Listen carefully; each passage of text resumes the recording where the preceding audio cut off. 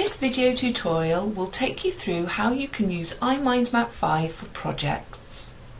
Mind mapping is a great tool for any type of project.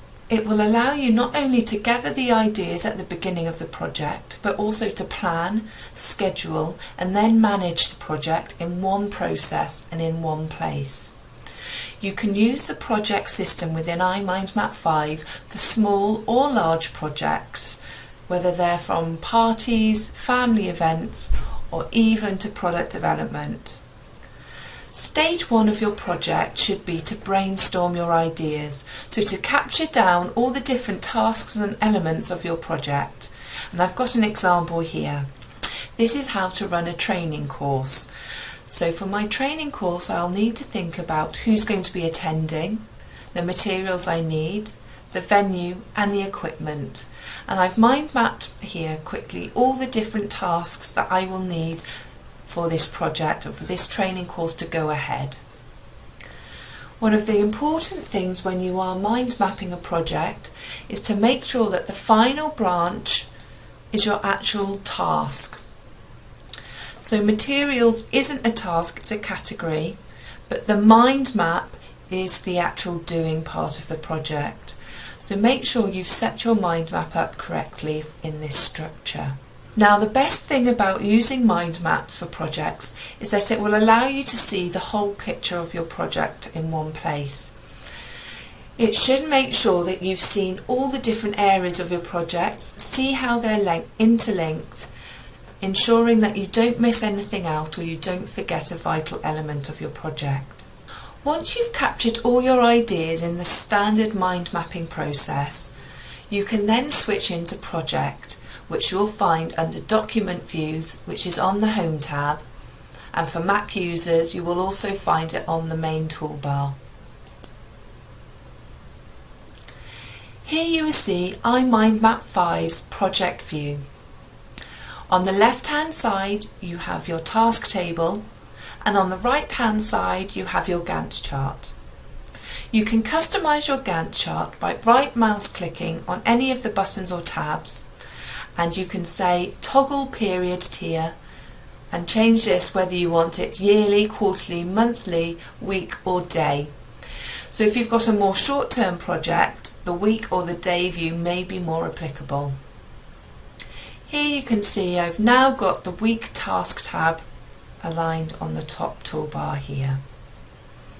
Now to add the data to your project, you can do that by using the task table.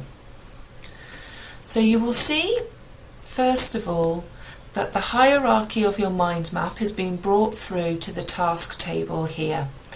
So the training course project was my central idea, and my main branches were venue, materials, equipment, and I'll just scroll down, attendees and marketing.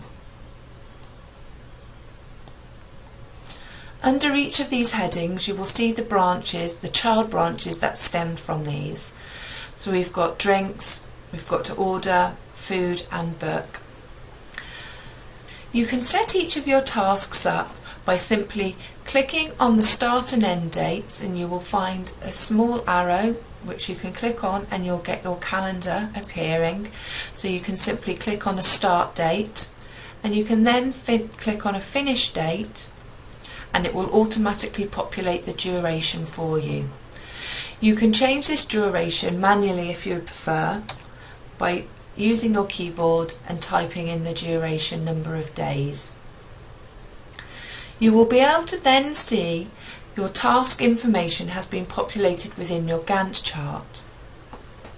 You have further options here. You can manually increase the task times using the blue bar and the arrow, and this will then reflect the data into your task table. You've also got options within the side panel for the Windows machines, or for Mac users you can go to the inspector. Now I'm just going to click on tasks, and here you will see the task tab appearing. Under general you've got the task name, the duration, the start and end times, the priority, so you can set how important you think the task is, and the percentage complete, which we'll come on to in a minute.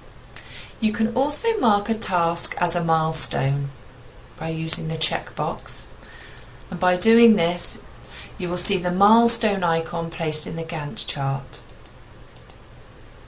You've also got the option here to add predecessors and also resources to your project.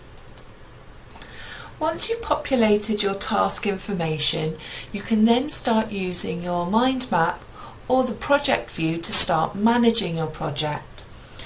We briefly touched upon completion.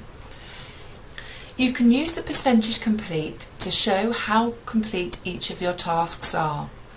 Now there's two ways of doing that. You can click on the completion percentage and change this manually. You can also use the yellow bar which is within each of the task bars. By clicking and dragging you can change the percentage complete. I'm now just quickly going to go back into my mind map view, and you will see that on each of my branches there's a project icon placed. Now this will allow you again to set the percentage completion of each of your tasks. By clicking on these you will see that the pie charts get filled in within 25% increments, so you can easily see how complete each task is by using these pie charts. By rolling your mouse over the project icons, you will also see a summary of each of your tasks. You can also access the task information whilst in Mind Map view using the side panel or the inspector. Here you will be able to see the same information as we previously looked at. iMindMap also integrates with Outlook, and in the task side panel you will also see options to send tasks to Outlook and also to send milestones to Outlook. This will populate this data within your calendar and your to-do list. If you are adding resources to your project, you can actually load in your contact list from Outlook so that your resources are pre-populated by people within your team. Finally, you can also export your project to Microsoft Project. For those of you who are used to using tools such as Microsoft Project or have people within your company who use Microsoft Project, you can then begin your project within iMindMap. You can then export to Microsoft Project. To export, simply go to the File tab. If you're using a Mac, click on the File menu button, go to Export and Project, and you will simply click the Export Project button, save your project file, and you will then be able to open this up within Microsoft Project.